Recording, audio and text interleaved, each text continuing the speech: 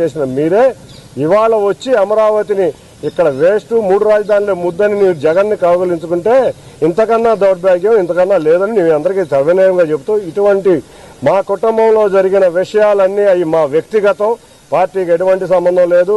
Party రాకముందు నుంచి ఈ విషయాలు జరుగుతూనే ఉన్నాయి.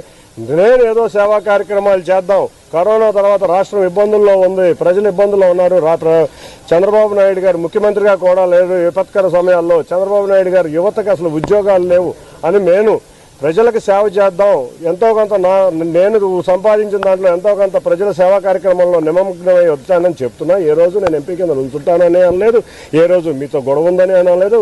మీరు పలుమార్లు మీడియాల్లో నన్ను చులకనగా మాట్లాడినా కూడా కుటుంబ బాధ్యత కింద నేను ఎక్కడా కూడా విస్మరించకుండా నేను అనేది ఇంతవరకు చెప్పలేదు. కానీ మా ప్రజలు కానీ మా కార్యకర్తలు కానీ ఇవాళ మా తెలుగుదేశం కుటుంబం కానీ మీరు చంద్రబాబు నాయుడు గారిని లేకపోతే